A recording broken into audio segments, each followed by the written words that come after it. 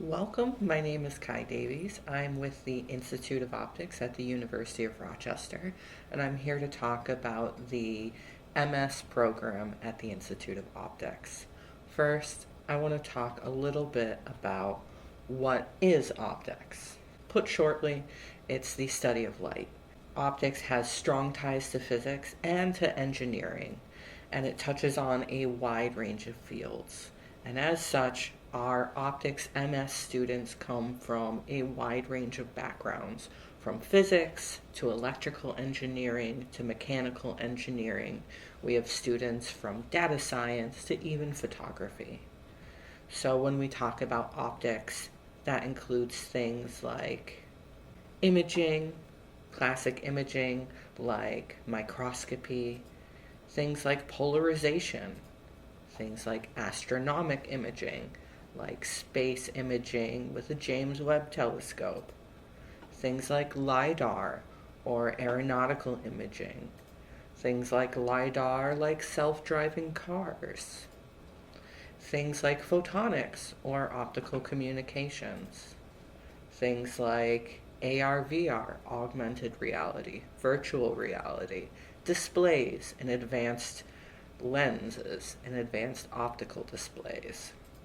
It includes lasers, laser processing, small lasers on a small scale, or high-powered lasers on a large scale. All of this falls under the umbrella of optics, and all of this is included within our studies here at the Institute of Optics. So I'm going to tell you a little bit more about the Institute of Optics itself. We were founded in 1929, and we were the first academic institute of optics in the United States. We have close ties to Optica, which was formerly the Optical Society of America, which was founded right here in Rochester in 1916. Optica's founders were also early faculty of optics fame and early faculty here in the Institute. That included Rudolph Kingslake, who was a huge pioneer of lens design, and Jane Dewey, who was a pioneer in quantum optics and one of the first female faculty. We also seeded other U.S. institutes, included the College of Optical Science at the University of Arizona, which was founded by James C. Wyant, who was an alumnus of the Institute of Optics. We currently have over 20 optics faculty, and we're growing. Many of our faculty share roles with other parts of the University of Rochester, including the Center for Visual Sciences at the University of Rochester Medical Center, the Laboratory for Laser Energetics, which is a Department of Energy run facility, the Department of Ophthalmology, also in the Medical Center, the Brain and Cognitive Science Department, the Biomedical Engineering Department, the Electrical and Chemical Engineering Department, and many more. So we do have some bragging rights. I won't spend too long on it, although I'd like to. 3 of the 12 most cited books in physics were written by Institute of Optics faculty, and our alumni and faculty have started over 200 companies. Also, our alumna, Donna Strickland, was awarded the Nobel Prize in Physics in 2018, along with her former professor, Gerard Moreau, for work that she did as a UR Optics PhD student. So we're very, very proud of the work we do here in the Institute of Optics. Also of note to our prospective students, we have an Industrial Associates program. With this program, around 50 companies and national research labs pay for the privilege of connecting and recruiting our students. So they pay a annual membership fee, which helps fund our institute. And this allows them to participate in biannual events in the fall and spring, which is a full-scale conference where they come to Rochester, allowing our students to participate in an optics-only career fair, participate in curated resume collection and interview days, allowing our students to interact face to face directly with company representatives in a controlled and really intimate environment compared to what you might see with more common career fairs where you're competing with everybody on campus and you don't know if it's going to be relevant to your exact career area. Also, for our MS students, we have a MS showcase where our master's students are invited to present their background and present exactly what sort of positions they're looking for, whether it's an internship, whether it's a full-time position post-graduation. This is highly effective for job seekers and has been really, really great in connecting our current and recently graduated students with employers. And this is also unique among optics programs. Even with our competitor optics programs around the country who have similar IA industrial affiliate programs, they don't offer this MS showcase. And we're very proud of that. And that's very important for you as a perspective, thinking about what you want to do with your career. Your job prospects, I'm sure, are a huge part of that. For our graduating MS students, they often go on to optical engineering, optical technician, and optical project manager roles.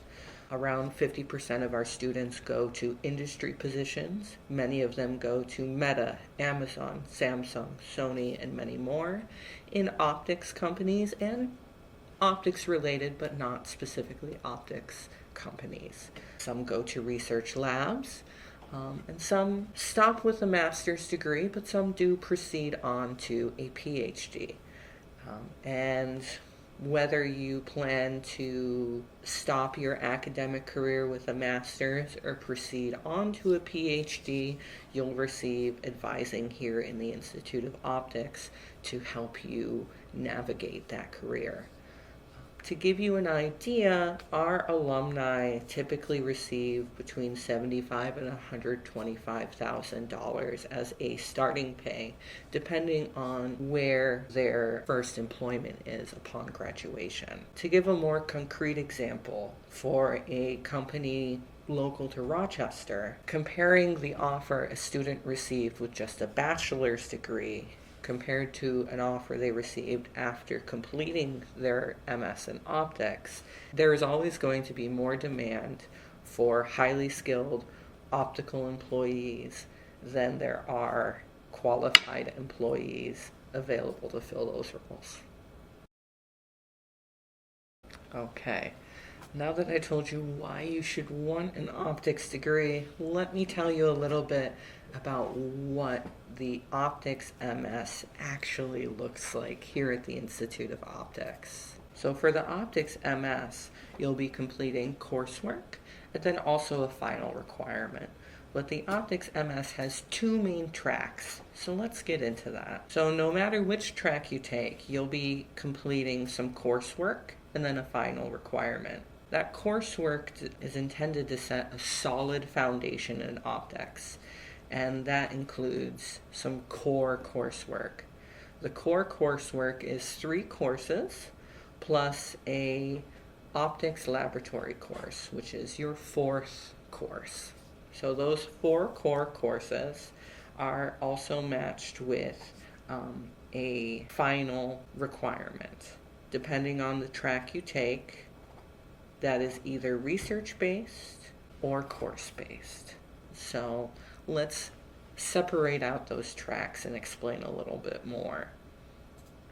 So if you do the first track, which is Plan A, research-based, you still have the same core courses, your 3 courses that are lecture-based, then your 4th core course that is your practical skills laboratory course. Then you have 6 research credits and then an elective of your choice. And this rounds out your 8 courses, which finish off your 30 credits for your program. Then your final requirement is your thesis. So your thesis is a written document, which you then present orally in an MS defense. So this, for your MS Plan A, which is a research track, is what your MS would look like. You're taking 8 courses. The majority of that is research work. And then you're writing a thesis and presenting that thesis orally. Then you're done. Good, that's your degree. However, you don't need to do research. You can do the course-based track. For this, you're doing the core courses. Everybody does the core courses. So you do your 3 lecture-based courses, then you do your laboratory course, which is your practical core course, and then instead of research, you do additional electives. And these electives are designed to expand upon your core courses and expand upon that foundation with an elective of your choice in the area of physics, an elective of your choice in the area of geometrical optics, and an elective of your choice in the area of quantum or lasers. And then you round it out with an addition elective of your choice, not limited to a specific area of optics. It can be any optics course.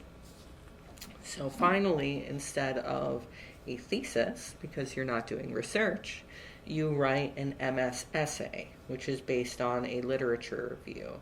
So there's no oral defense. You just write your essay, and then you're done. So for this MS Plan B course-based, you're doing your 8 courses, which include your core courses, then your electives, which are guided to make sure that you're well-rounded, and then you write an essay. And so it does not require research, it does not have a thesis, and it does not have an oral defense. So those are the 2 main tracks within the MS degree. Now we do offer an option for our MS students, which we call the Hybrid Optics Master's Education, or the HOME program. The purpose of the HOME program is to make the Optics MS more accessible, particularly for professionals currently working in the field of optics. This increases the number of skilled, highly employable candidates qualified for optics positions, and it also lets those people working currently in optics continue their career without having to put their work on hold.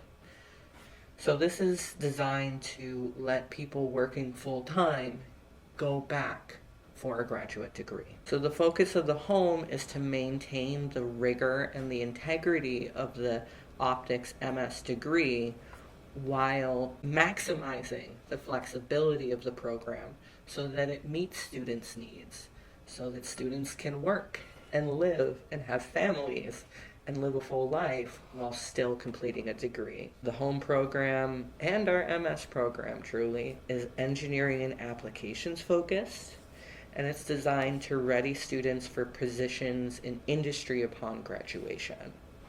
So how is the HOME program different than the in-person optics MS? Well, truly, the HOME version is the same as the in-person MS. It's the same requirements, so you have to choose the research track or the course track, course-based track. It's the same diploma. When you get your diploma, it doesn't note home versus in-person. It's the same transcript. Nowhere on it will it say, oh, you took it remotely versus you took it in person. The only true difference is that for the HOME program, all but one course is fully remote. So you can take courses synchronously or asynchronously depending on how the instructor is offering it. We increase the flexibility in course offerings to allow full-time employed students to access the courses, and we tailor exceptions to accommodate individual needs. So if there is an instance where the flexibility we've built into the program just does not work for your particular needs or your particular job or your particular situation, you just need to talk to us and we will work something out. And if we can't work something out, we will absolutely consider waiving our standing widespread policy out of consideration for your situation.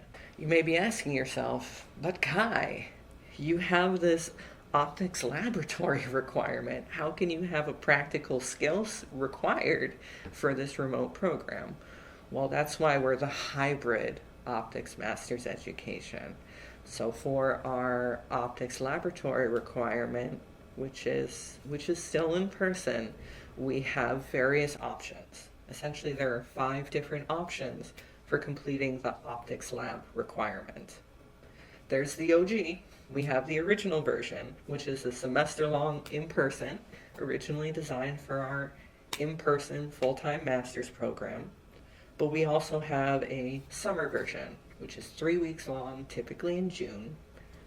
I realize that may not work for everyone. So we also have a 1-credit version given in the summer where you would take the optics lab in 1-week chunks. You can take it, over 3 summers. You could take 2 weeks one summer, 1 week another summer. You can split it however you wish. Or you could also take it as long weekends at the start of various semesters. So at the start of the fall or the spring semester, you could come for a long weekend, and then independently you would have to write up the labs. And then of course, just like with the 1-week versions, you would be able to split them up as you needed. You could mix and match as you needed.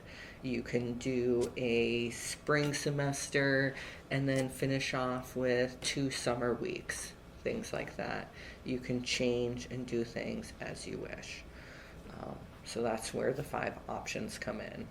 So you can adjust your choices as fit you. You're not locked into one option.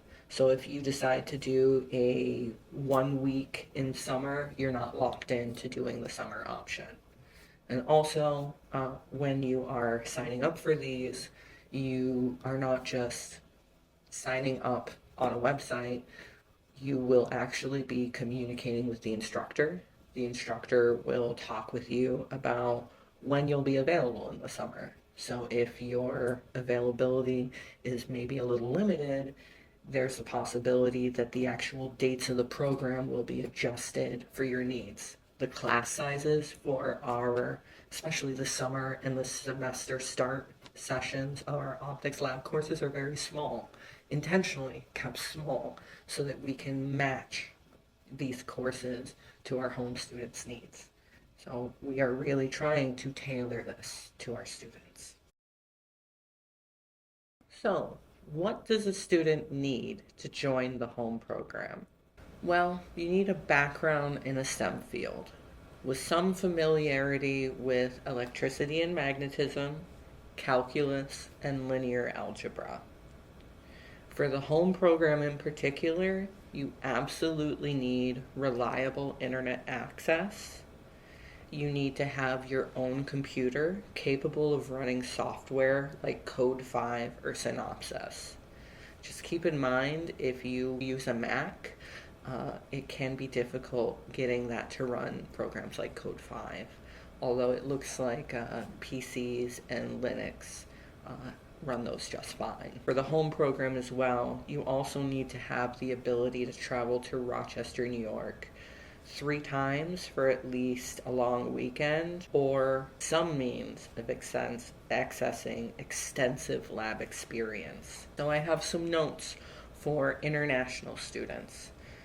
The home program is not suited for F1 student visas.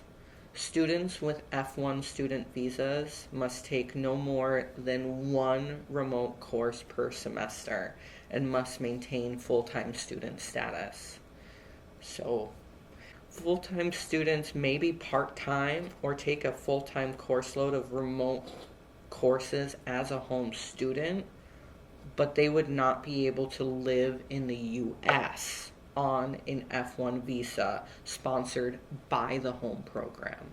So if you are strictly a home student, so you're going to be remote, we, the University of Rochester, cannot sponsor that F1 visa status. Because when you are an F1 visa student, you are required to say, I am in Rochester and I'm a full-time student. So being a home student is incompatible with that. So I just want to make that really clear. And unfortunately, these restrictions are set by the U.S. Department of Immigration. So we don't have any choice in the matter. But if you have any questions or want to look at your options, I invite you to reach out to me. And at the very least, we can discuss, and I can put you into contact with our International Services Office to look at our options. We have had students who were unable to get an F1 visa, participate in our home program.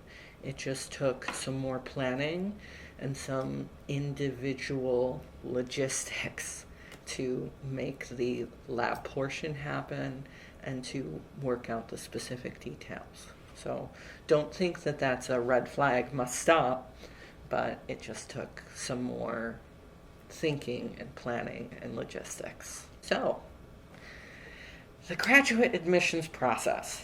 How do you apply? How does this work? Applications are through a single AS&E application portal. As you go through this application process, you'll see AS&E over and over. In the University of Rochester, AS&E refers to Arts, Science, and Engineering. That's the part of the university that the Institute of Optics falls under. So the link is here. This is the link that you will use to access the application portal. It is absolutely okay to apply to multiple programs within the same admission season. This will not adversely affect your application in any way. And really, it's good contingency planning, so don't feel bad. I've had many students almost apologize for applying to multiple programs, so I want to reassure you now. There are separate applications for the optics MS and PhD programs. You are able to apply to both, but I will let you know that students that are denied admission to the PhD are typically offered a chance to apply to the MS program. It takes a few weeks for this to process, but once a student receives a notice of denial to the PhD program, they'll receive an email saying, hey, would you like to be considered for the MS program? And those students have their PhD application duplicated. So they don't have to pay an additional application fee. They don't have to submit a new application. They don't have to get another set of letters. It's a little simpler. So you are entirely welcome to simply apply to the PhD program and kind of simplify your application process. But whether you apply to both or just to the PhD program is up to your personal choice. And of course, keep in mind that the admissions process does not need to be completed in one sitting. So it's highly recommended that you start early and especially request your recommendations early. You don't want your letter writers to be in a rush. And the way that our application works is that you enter your letter writer's information into the system, and then that sends an automated request to your letter writers. And that goes out before your application is actually submitted. So right when you generate your application portal account and start your application itself, you can put in your letter of recommendation contacts and send that request out and get the ball rolling. And that's really the most courteous to your letter writers, and it makes you look pretty good too. So, what's in the application? The main body of it is a form. where you will enter information and answer some questions in an online form. This captures your education history, your background, and your contact info. We also ask for a personal statement and a diversity statement. And I stress to you to don't phone it in. Don't just say, oh, no one reads this, whatever, it doesn't matter. We absolutely read this. It absolutely matters. We rely on the personal statement in particular to get a sense of who you are. So use those sections as opportunities to show your motivation and personality, to identify your personal and professional goals. You can use it to explain inconsistencies or underperformance in other areas of your application. And if you remember to earlier in our presentation, when I was talking about the Institute of Optics, I mentioned that our university has spawned over 200 companies. We love business in the Institute of Optics. And there are certain scholarship opportunities and fellowships that we can give to students that show entrepreneurial interest. So if you can demonstrate entrepreneurial drive in your personal statement, we may be able to put some fellowship money your way. So if you have entrepreneurial interest, make it clear in your personal statement. Of course, you need to include your resume, and you need your letters of recommendation. You need at least 3. We truly cannot process your application until we have your letters of recommendation.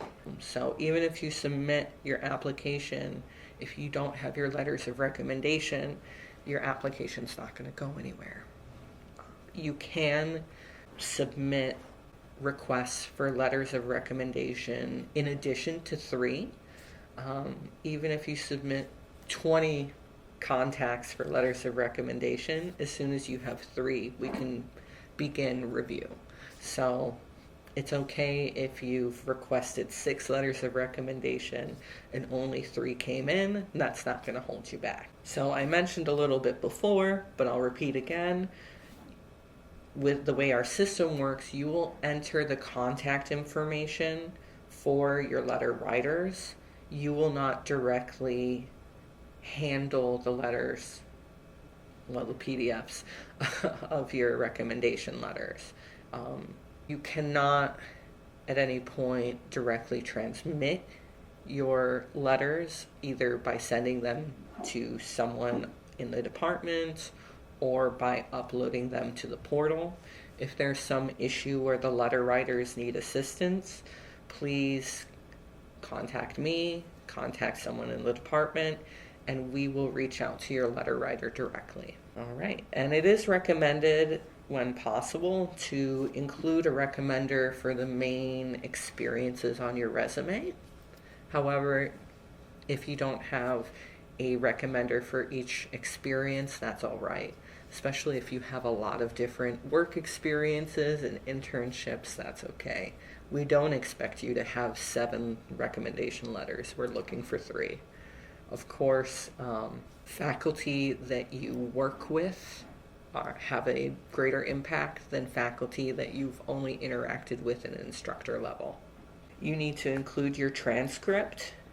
At the application review stage, you can submit an unofficial copy, especially if you're still finishing up a degree. We don't expect you to have the final official copy until you finish your degree. We understand that you have to pay for official copies, and you're going to need to have that official copy once the degree is actually in. So we don't require you to pay twice. We'll need that official copy to complete your enrollment. So you don't need to send the official copy until after your decision notice is received.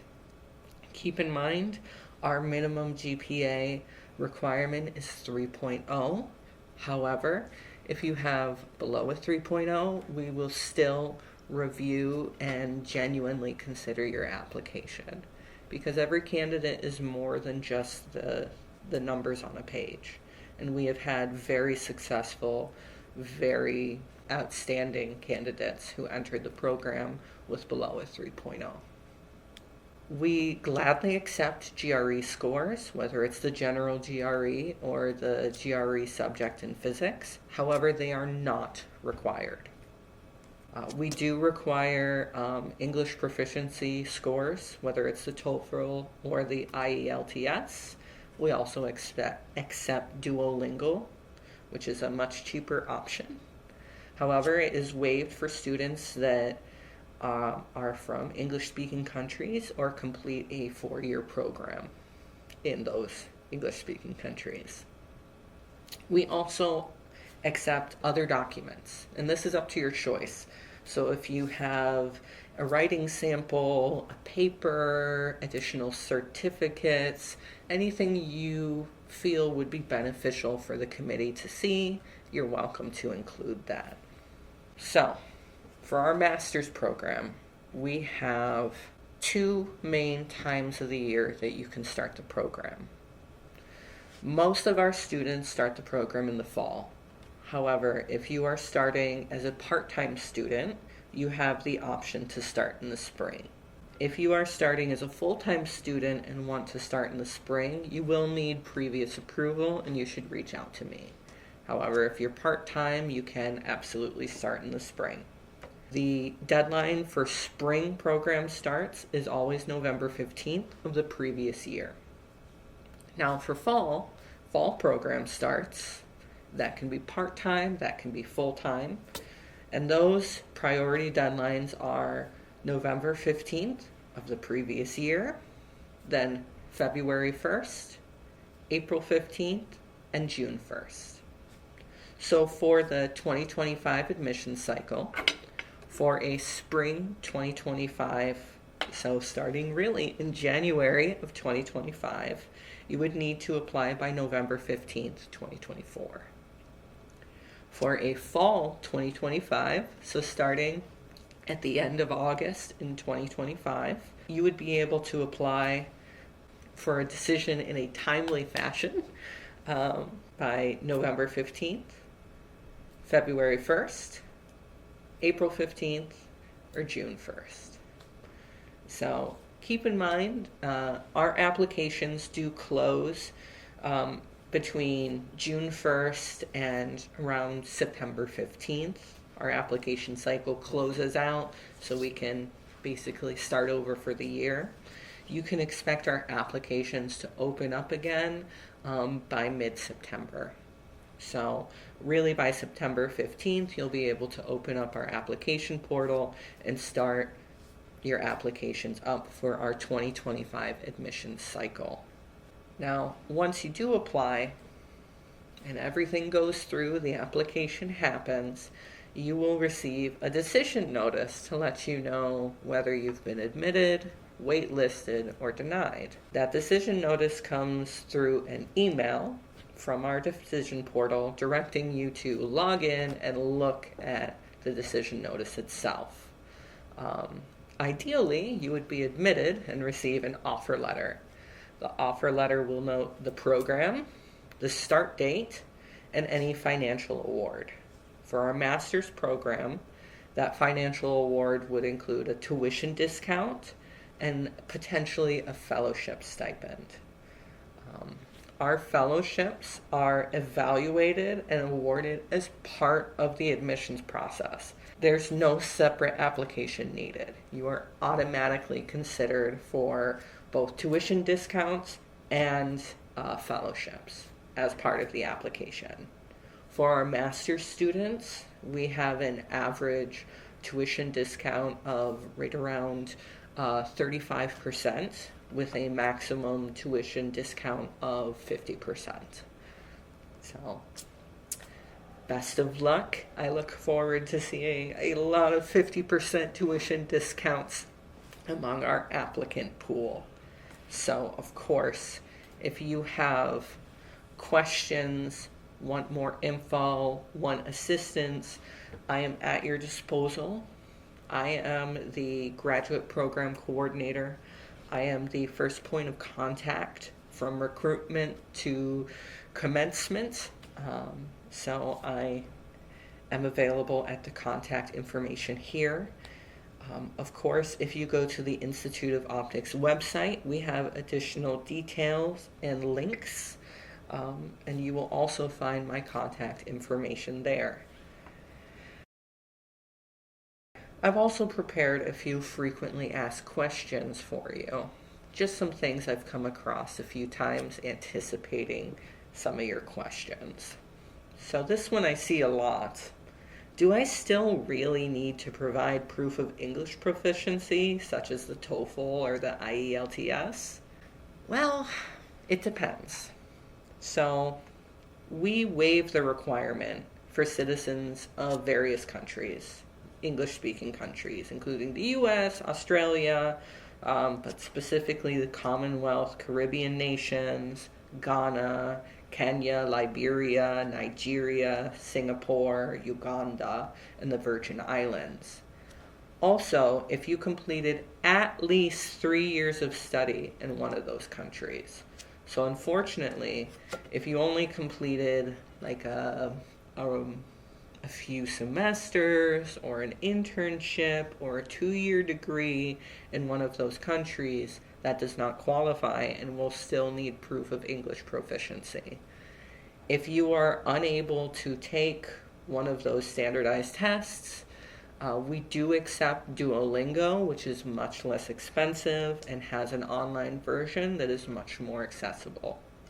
If those options still do not work for you, reach out to me and we can look at perhaps setting up an alternative, which may be an interview, or if you've already done some alternative certification or English proficiency certification program, we can look at those options.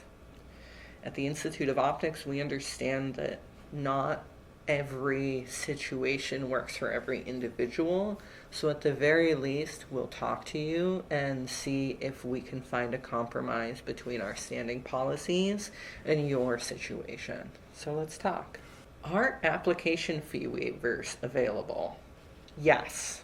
However, we receive a huge volume of requests for application fee waivers such that we can't waive every request that we receive. So you have to reach out to me via email at kai.davies@rochester.edu, and I will waive the request if I am able to. However, please keep in mind that waivers cannot be granted after the fee has been paid. At the department level, I only have the means to waive a fee. Once you pay your fee, I can't grant you a refund. I'm sorry, it's beyond the capability of the department.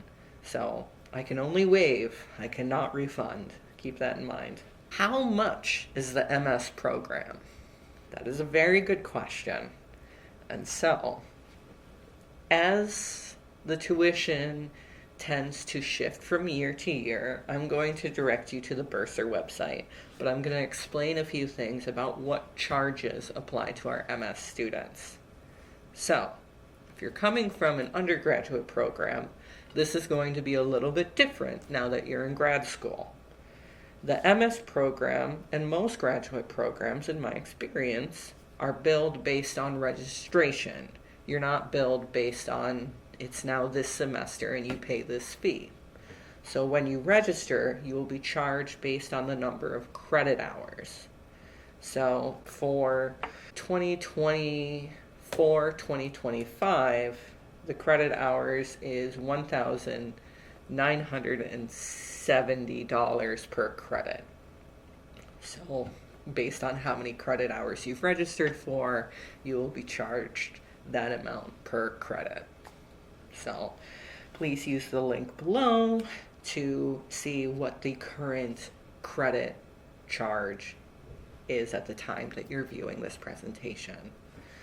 Keep in mind, if you are a full-time student, you also incur some additional fees, which are actually required by New York State. So those fees are the mandatory health fee, which grants you access to our university health center. And keep in mind also that you are subject to the health insurance requirement. So if you do not already have health insurance, or if you do not waive university health insurance, you will be charged a health insurance fee and given university sponsored health insurance.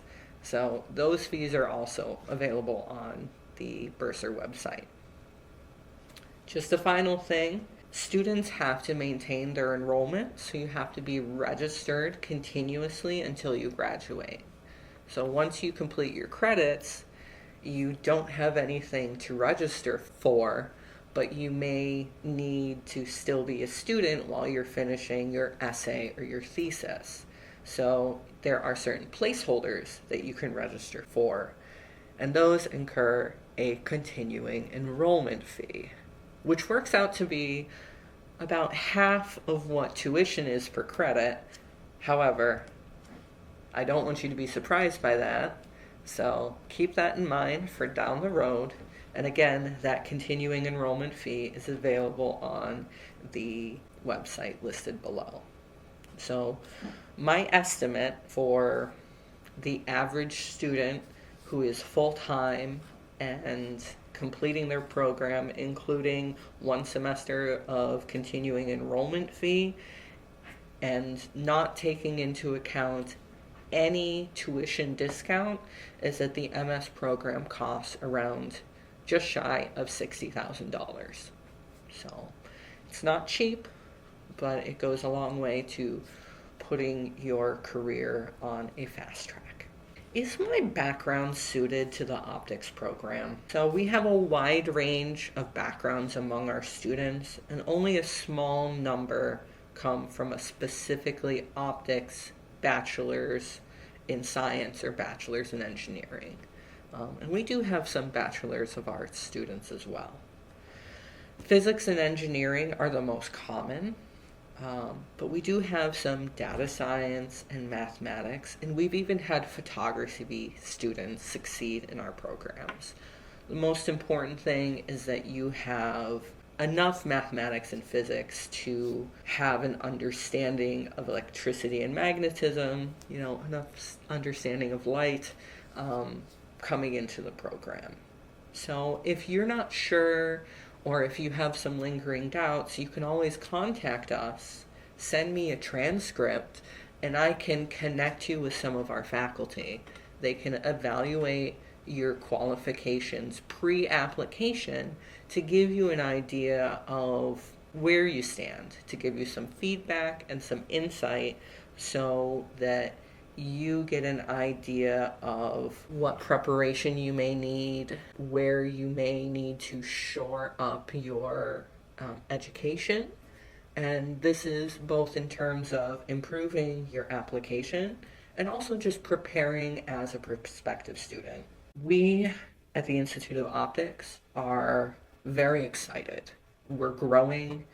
This is a period where we want to expand our master's program, and we very much want to bring in as many students as we feel will succeed. So we're not trying to keep out students because they're not shiny and special and brilliant enough. We want to bring up as many students with potential as possible. So we're not going to snub a student that doesn't have a background that's ideal. We will give you an idea of what you would need to be qualified, and with the idea that we want you to be prepared so that you can enter the program and join in the success we're working on. Because this isn't an ivory tower. We want to bring you up with us. And so we hope you'll join us on this ride we're on. And so thank you for your time. I appreciate your attention and your interest in the Institute of Optics. And I hope to see your application come across my desk soon. It's been a pleasure speaking with you.